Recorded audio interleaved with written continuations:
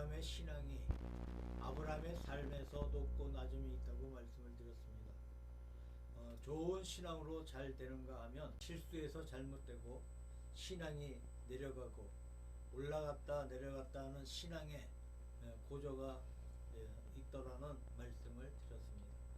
지난주에 말씀드린 아브라함이 애굽에서 받은 시험은 그의 신앙이 내려가고 실수한 내용입니다. 그러나 아브라함 자신은 잘못했지만 하나님의 축복 가운데 아브라함의 생명도 보존되고 사라의 정교도 보존되고 많은 재물까지 얻어서 애굽에서 나온 것은 순전히 하나님의 축복이었습니다. 애굽에서 하나님의 은총 가운데 그 위기를 무사히 잘 넘기고 많은 재물을 얻어서 돌아왔던 아브라함이 가나안 땅에 돌아와서 그 조카 롯과 더불어 땅을 나누는 장면이 나옵니다. 여기에서 아브라함은 훌륭한 모습을 보이고 있는데, 그러므로 아브라함의 신앙은 높아졌다고 말씀드릴 수가 있겠습니다. 오늘 본문 말씀에 아브라함이 애굽에서 돌아온 후에 두 가지 면에서 시험을 받았는데, 하나는 땅을 선택하는 시험입니다. 이 두 가족, 아브라함과 그 조카 롯이 가축이 너무나 많고 하인들도 많고, 그래서 도저히 같이 살 수 없게 되었습니다. 드디어 이제 분가를 해서 땅을 나누게 되었는데, 그 나누는 선택의 문제에서 아브라함이 시험을 잘 통과해서 훌륭한 믿음의 자세를 보인 것입니다. 아브라함이 물질에 대한 시험을 잘 통과했다고 할 수가 있는데, 아브라함이 좋은 땅을 선택하는 권리를 조카 롯에게 양보하고 물질에 집착하지 아니하고 물질에 대한 시험을 무사히 잘 넘겼다고 하는 장면을 볼 수가 있습니다. 아마 이 두 가지 시험은 우리 믿는 사람들이 살아가는 가운데 평생 중요한 시험인 줄로 믿습니다.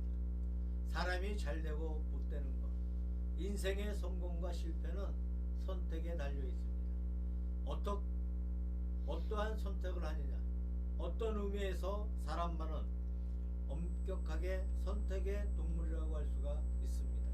아침에 자고 나면 어떤 옷을 입을까 하는 선택에서 시작해서, 학생들은 정해져 있는 시간에 학교에서 공부를 해야 하니까 별로 선택이 없는 것처럼 보입니다만은, 보통 사람들은 오늘 누구를 만날 것인가, 또 무슨 일을 할 것인가, 어떻게 할 것인가 하는 그런 선택을 하게 됩니다.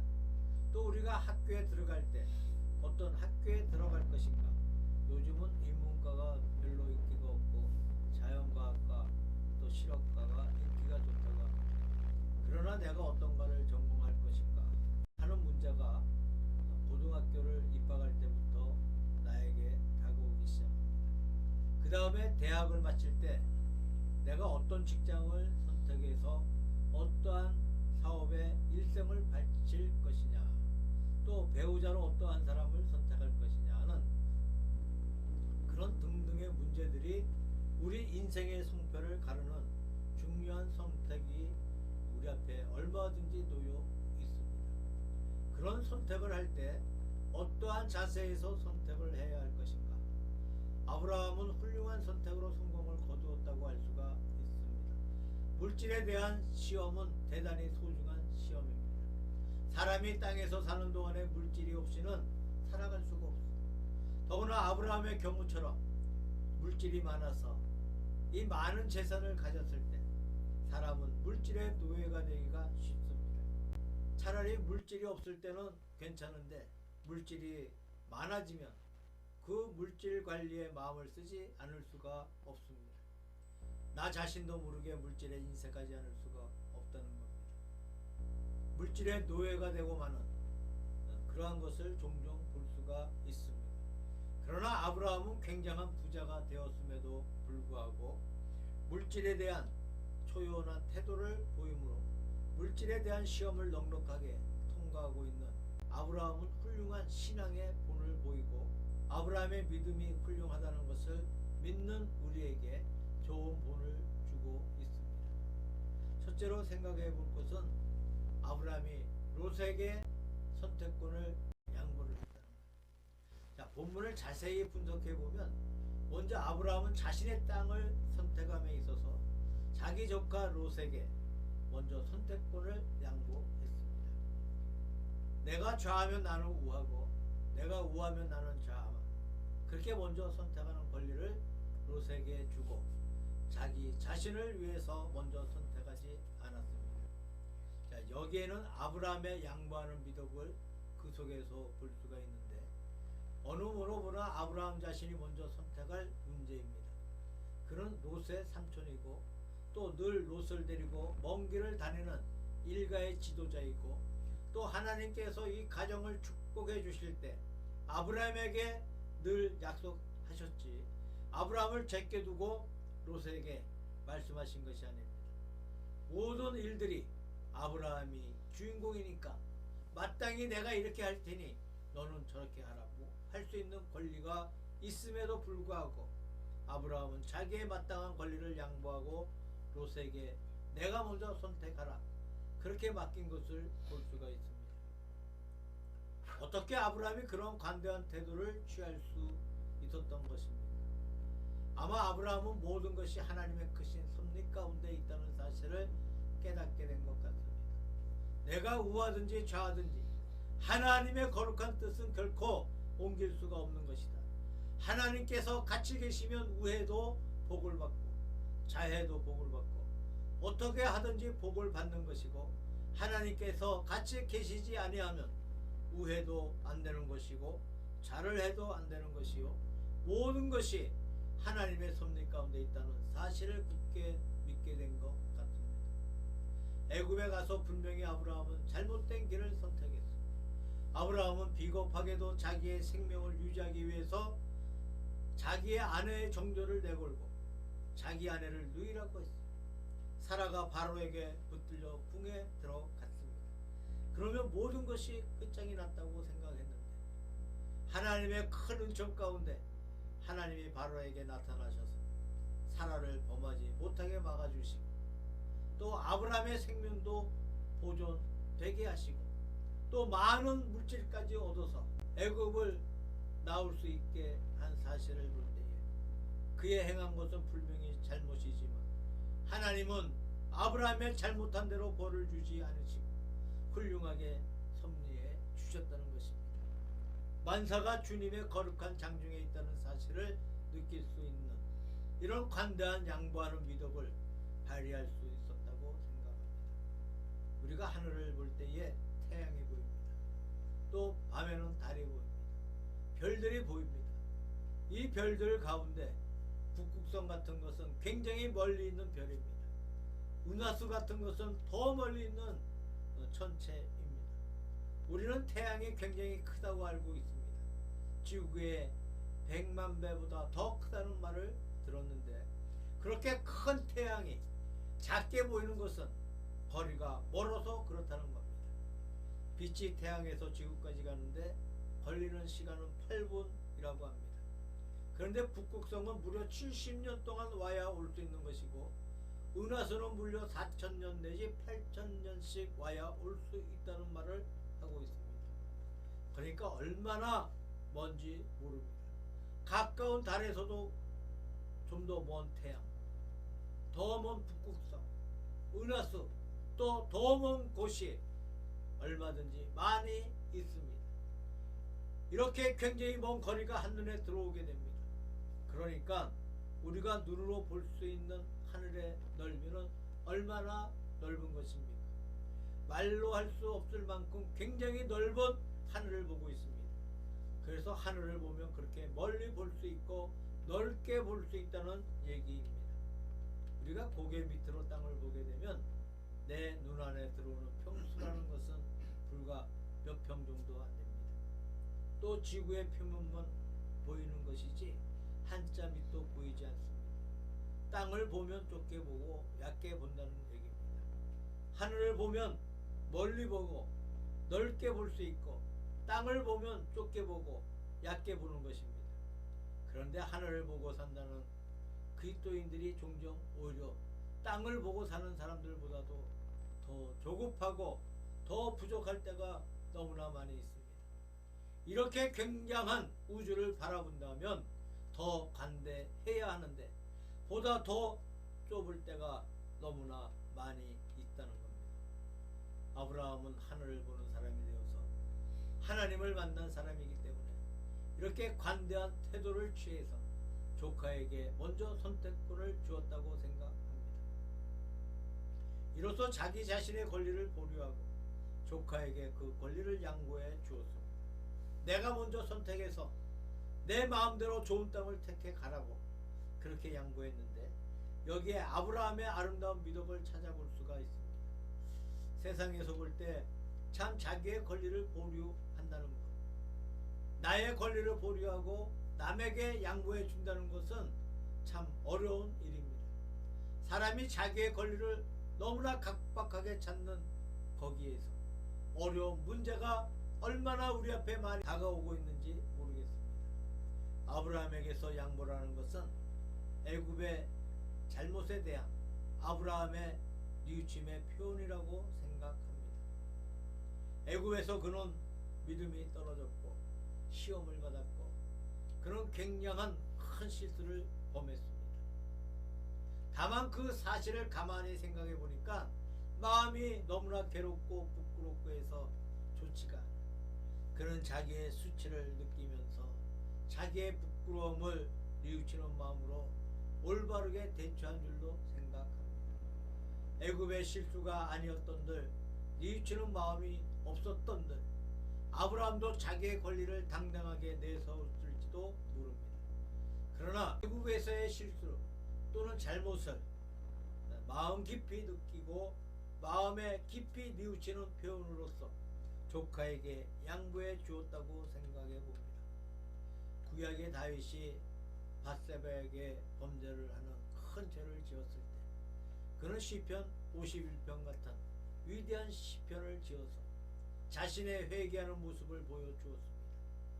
다윗 왕이 시편 51편만 짓고 계속적인 그의 행위 속에서 회개하는 기회가 없었더라면 아마도 그 시편은 가치가 없었다고 생각합니다. 그 후에 그 집안에 우환이 오고 압살롬의 난이 일어나서 다윗이 피해서 도망쳐 갈 때에 그의 하는 말마다 하나님 앞에 깊이 뉘우치는 회개하는 자의 태도가 표현되고 있습니다. 다윗은 말하기를 하나님께서 나를 돌아오게 하신다면 내가 감사할 것이고 하나님께서 원치 아니하셔서 다윗아 내가 너를 원치 아니한다 라고 하시면 여호와여 내가 여기 있나이다 주님이 보시기에 좋은 대로 하옵소서 라고 말하겠습니다 라는 고백이 있습니다. 다시 말하면 내가 다시 왕이 될 수 없고 그냥 죽든지 어떻게 되어 영영 쫓겨 다닌다고 하더라도 내가 의의를 달지 않겠습니다. 제가 여기 있습니다. 하나님께서 보시기에 좋은 대로 행하시옵소서 라는 의의를 달지 않겠다는 태도입니다. 그러나 피난 가다가 사울 지파의 시므이가 다윗을 저주합니다. 그가 얼마나 분하겠습니까? 쫓겨 다니는 것만 해도 분해서 못 견딜 판인데 사울 지파의 사람이 왕에게 야단치니까 당장 잡아 죽였으면 좋겠는데 사실 신하 중에 한 사람이 당장 가서 그의 목을 자르겠다고 해서는 올라가려는 사람이 있었습니다. 그때 다윗이 그를 만류하면서 하는 말이 내 몸에서 난 내 아들도 나를 죽이려고 하는 판인데 이 사울 지파의 사람이 나를 욕하는 것이 뭐가 그렇게 이상하냐. 가만두어라. 저가 나를 욕하는 것이 아니라 하나님께서 시므이를 통해서 나를 욕하시는 것이다. 하나님께서 시므이에게 다윗에게 욕하라 하시기 때문에 욕하는 것이다 하는 장면이 나옵니다. 참으로 위대한 회개의 자세였다고 생각합니다. 우리가 회개한다는 것은 마음으로만 회개해서 되는 것이 아니고 우리의 자세 속에서 우리의 생활 속에서 그 회개가 나타나야 한다고 믿습니다. 구약의 아합 같은 왕은 사실 큰 죄악을 많이 범했습니다. 이 아합이 나봇을 죽여버리고 그의 포도원을 빼앗는 아주 극악무도한 일을 했을 때 엘리야가 아합 왕 앞에 나아가 아합 왕에게 무서운 하나님의 흉보를 예고해 주었어요. 그때 아합이 그 말을 들을 때에 거기에 반항하지 아니하고 하나님 앞에 뉘우치는 마음으로 이 왕복을 벗어버리고 굵은 베옷을 입고 걸음도 가만히 천천히 걷더라고 했어요. 그런데 하나님께서 다시 엘리야를 보내셔서 그의 재앙을 그가 받을 화를 연기하겠다. 그가 사는 날 동안 그 화가 임하지 않겠다고 하신 말씀이 기록되어 있습니다. 여기 아브라함이 자기 조카에게 선택권을 양보하는 데에도 애굽에서의 잘못을 뉘우치는 자세를 볼 수가 있습니다. 애굽에서 잘못한 것을 뉘우치는 회개하는 마음을 가지고 이 관대한 태도를 취한 것이다. 그렇게 생각합니다. 자, 하나님의 큰 섭리를 믿고 태산같이 큰 하나님의 뜻 가운데 만사가 이루어진다는 사실을 느끼면서 또 자기의 과거에 잘못된 것을 뉘우치는 자세를 가지고 있었으므로 아브라함의 위대한 양보가 가능했습니다. 두 번째로 롯의 육신적 선택과 그 결과가 있습니다. 자, 롯의 육신적 선택과 그 결과. 그 다음에 선택하는 과정을 한번 가만히 봅시다. 롯이 잘못된 것은 자기의 삼촌이 자기에게 먼저 땅을 선택하면 롯이 어떻게 해야 되겠습니까? 아, 삼촌 무슨 말입니까? 천만의 말씀입니다. 삼촌께서 먼저 선택하셔야지요. 제가 어떻게 먼저 선택하겠습니까? 그렇게는 못합니다. 먼저 삼촌이 선택하십시오. 이렇게 해야 하는 것인데 롯은 그러할 마음이 전혀 없습니다. 눈을 들어서 롯이 온 땅을 바라보니까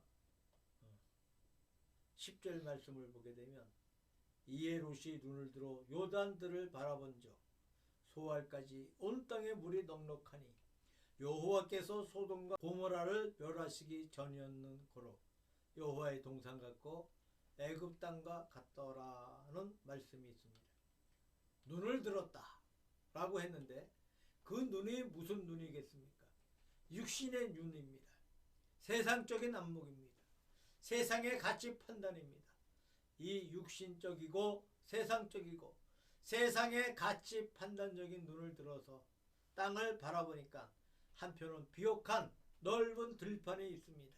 한편은 거친 산지가 있습니다. 이 비옥한 넓은 들판이 너무나 좋았습니다. 그래서 그 땅을 선택해서 롯이 내려갔다는 얘기입니다. 이 롯의 선택의 잘못이 무엇입니까? 그의 선택하는 기본 방법이 이 육적인 안목으로 선택했다는 것입니다. 신앙으로 믿음으로 하나님께 대한 신뢰라든지 그러한 것은 조금도 생각하지 아니하고 육신이 편리한 대로 육신의 가치가 많은 것을 택해서 간 것뿐입니다. 우리가 육신의 안목으로 살아갈 때 인간의 모든 삶 가운데 얼마나 어려운 삶이 많은지 몰라요. 그래서 어떻게 되었습니까?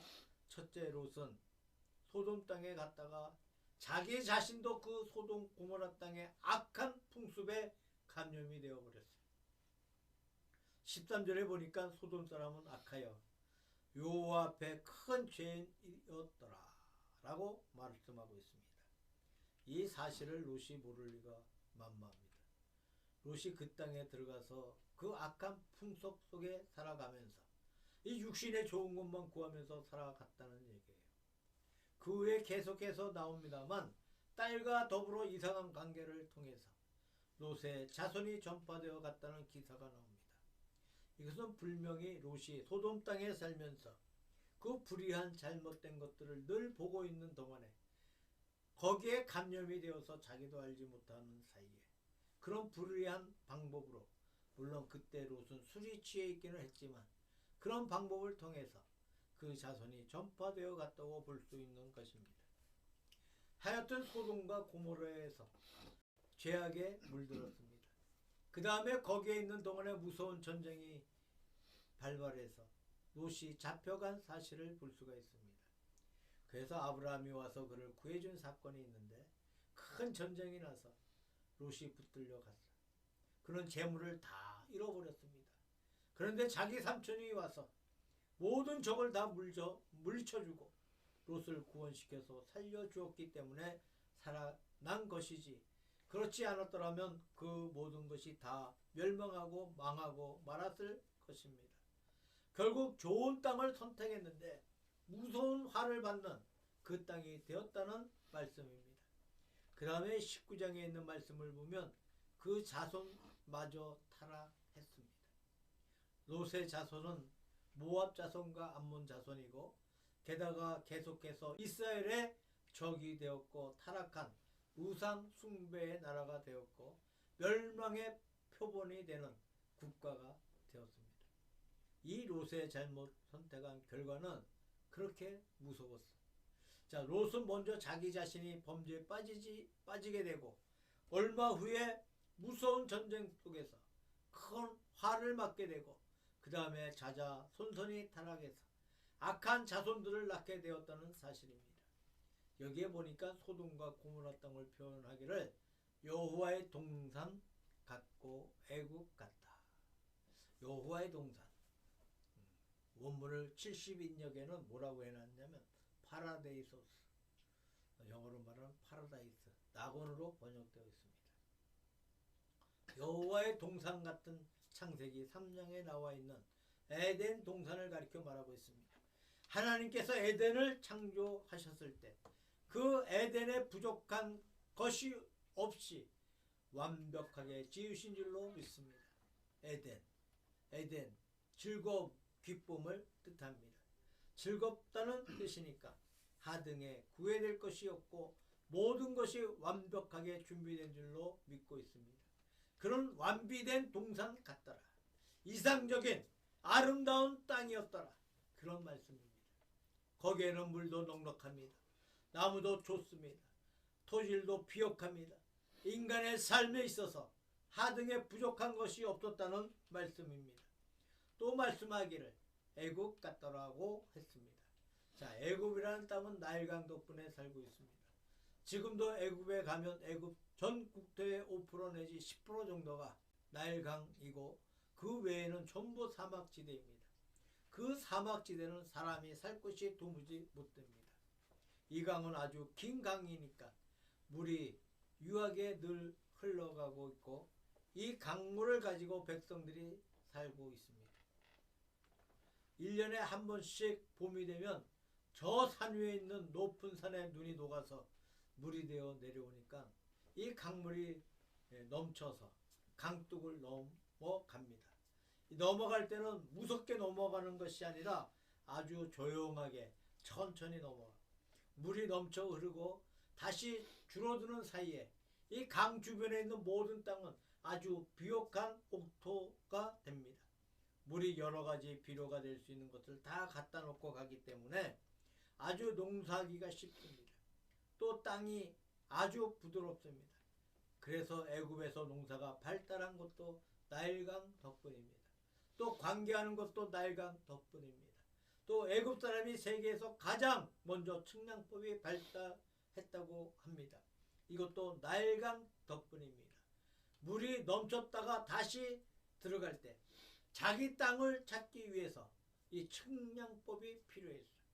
또 나일강 덕분에 태양력이 맨 처음에 발달했다고 하는 말도 있습니다. 하여튼 전부가 이 나일강 덕분에 발달해 갔습니다. 심지어 나일강에서 우상 숭배까지 나왔었습니다.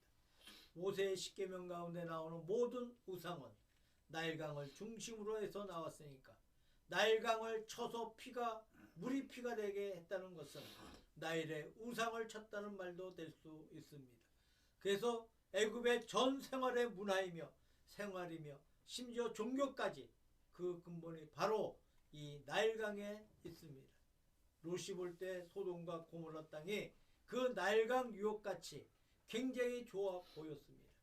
이렇게 육신의 좋은 것만 찾아가다가 무서운 선택을 했고 신앙이 타락했고 자손까지 크게 화를 받는 결과를 가지고 온 것을 우리가 알 수가 있습니다. 사람은 일생을 통해서 육신의 생활에 너무나 집착하고 있습니다. 사실은 육신의 삶을 조용히 반성해 볼 필요가 있습니다. 우리는 너무나 어려운 생활을 보내는 아프리카나 주변에 있는 그런 민족들을 볼 때에 참으로 딱한 것이 많이 있습니다. 너무나 육신을 따져서 육신의 생활에 치중했던 생활도 우리가 깊이 반성해 볼 필요가 있는 문제가 아닌가 생각합니다. 우리가 먼저 하나님을 섬기고 하나님의 은총 가운데 일용할 양식을 얻고 예수님을 통해서 먹고 마시고 살아가는 것으로 만족해야 한다고 믿습니다. 이 세상에 대한 허무한 욕심이 크나큰 화를 가지고 온 것을 알 수 있다고 생각합니다. 네 번째로 아브라함의 신앙적 선택과 그 결과는 어떻습니까? 롯에게 양보하고 그 아름다운 평야를 다 롯에게 주어버리고 아브라함은 가나안 상지로 갔습니다. 롯이 들어갔던 소돔과 고모라는 지금 사해라 불리는 곳에서 가장 낮은 것이고 소급이 가장 많은 땅이 된 것을 볼 수가 있습니다. 그러니까 사해와 가나안 산지 중간, 지금으로 말하면 세겜 근처에서 이들이 살다가 갈라진 것 같습니다. 아브라함은 산지로 들어갔어. 이 산지가 무엇입니까? 거기에 제단을 쌓고 하나님 앞에 기도하기가 좋은 곳입니다. 보통 제단이라는 것은 다 산에 올라가서 산지에서 쌓고 예배를 드렸습니다. 옛날에 갈멜산에서 하나님 앞에 제물을 드린 사건도 열왕기상 18장에 기록되어 있습니다. 산에서 하나님 앞에 제단을 쌓는 일을 했습니다. 제단을 쌓으면서 한 걸음 한 걸음 그는 가나안 땅을 여행해 갔습니다. 여행하면서 제단 쌓는 일을 중단한 적이 없었습니다. 가는 곳마다 하나님 앞에 아브라함은 제단을 쌓았는데 제단 쌓는 것이 그의 인생 중요한 일이었던 것을 찾아볼 수가 있습니다. 그러니까 하나님 앞에 제단을 쌓는 데는 아주 좋은 곳이 산이라는 거예요. 산지. 지금 우리 식으로 말하면 예배드리기에 좋은 것입니다. 신앙에 유익한 그 점을 먼저 염두에 두고 땅을 선택했다는 얘기예요. 지금도 우리는 그러한 선택이 있을 수 있다고 믿습니다. 우리의 신앙을 무시해버리고 우선 살기에 좋은 땅을 선택했는데 나쁜 사람들이 많이 사는 땅인 이런 경우가 참 많이 있습니다. 아브라함은 그런 땅을 피해서 하나님 앞에 예배 드리는 것을 중심으로 선택했다는 얘기입니다. 또 산지로 가서 아브라함은 하나님의 언약을 확인받았어요. 12장에 나와 있는 하나님께서 내가 내 자손에게 복을 주겠다 라는 말씀이 13장에 다시 재확인되고 있습니다. 또 이 말씀이 15장에 재확인됩니다. 17장에 재확인되고 있습니다. 하나님 앞에 제단 쌓고 또 하나님께서 주신 바 음성을 듣는 것, 이것이 바로 건전한 신앙 생활인 줄로 믿습니다. 우리가 주님 앞에 제단을 쌓고 주님 앞에 예배를 드리고 주의 은총 가운데 살면 하나님의 응답이 우리 마음속에 와. 그 응답이 무엇입니까? 아브라함이 받은 바 그 언약이 우리의 심령에 어떤 형태로든 올 수 있다고 믿습니다. 하나님께서 약속하셨어. 내가 너와 더불어 같이 있으리라. 너의 자손에게 복을 주리라. 또 내 자손으로 말미암아 세계 만방이 복을 받을 것이다. 즉 메시아가 나실 것이다. 메시아를 통해서 아브라함의 자손을 통해서 세계 만방이 복을 받을 것이다. 과연 아브라함의 자손인 예수 그리스도로 말미암아 전 세계 만민들이 그리스도를 믿게 되고 하나님 앞에 큰 복을 받는 이 사실을 우리가 찾아볼 수가 있습니다. 예수 그리스도를 믿는다는 것은 우리가 영원한 생명을 얻고 영생만 얻는다는 그런 의미에서 복을 받는다는 뜻이 아닙니다. 우리 현세의 생활에서도 놀라운 복을 받고 있다고 믿습니다. 어떤 분이 그런 말을 합니다. 이 세상의 교회라는 것을 볼 때 여러 가지 비판의 여지를 많이 가지고 있고 또 교회도 잘못한 것이 많이 있기도 하지만 전 세계에 있는 많은 교회가 일제히 다 없어졌다고 가정해보자. 그러면 세계는 어떻게 될 것 같으냐. 그런 말을 합니다. 만약에 전 세계의 교회가 다 없어진다면 우리는 하나님 앞에 구원받지 못한다는 것은 좀 접어둔다 하더라도 현세의 생활이 어떻게 되겠는가. 북한의 사정을 우리가 듣고 있습니다. 그것은 너무나 극단적인 모습이라 하겠지만 하여튼 그 방향을 향해 가는 것만은 사실입니다. 교회가 무언가의 등대로서 이 세상을 비춰주고 세상의 양심을 끌어주고 우리 생활의 길을 이끌어준다는 것을 우리는 믿어 의심치 않습니다. 이로써 영적으로 복을 받고 육적으로 복을 받고 내세에서도 복을 받고 현세에서도 복을 받는 이런 거룩한 복의 기반이 되고 있다는 것을 의심할 도리가 없습니다. 하나님이 아브라함에게 내가 너를 복의 근원으로 세워주마 라고 말씀하신 것처럼 오늘도 교회가 축복의 거룩한 기반이 되고 있습니다. 하나님 앞에 제단을 쌓고 나아가는 그 생활 속에 하나님의 음성이 들려왔다는 얘기입니다. 하나님께서 재확인하시고 또 재확인하시는 그 음성이 부단히 아브라함의 일생을 통해서 들려온 것을 볼 수가 있습니다. 이로써 아브라함과 롯은 정반대의 선택을 했습니다. 롯은 평지로 내려가서 멸망의 길로 갔고 아브라함은 산지로 올라가서 영원한 생명의 길로 갔습니다. 자, 우리들의 앞에도 언제나 이 두 가지의 선택이 놓여 있습니다.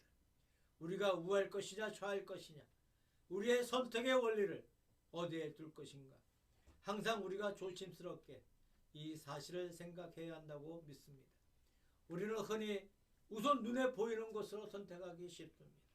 눈에 보이는 것으로 선택하지 말고 보이지 않는 것, 영원한 진리를 앞세워서 신앙의 토대 위에서 선택하는 것, 이것이 우리가 인생을 올바르게 사는 방법입니다. 하나님의 크나큰 축복을 받는 방법인 줄로 믿습니다.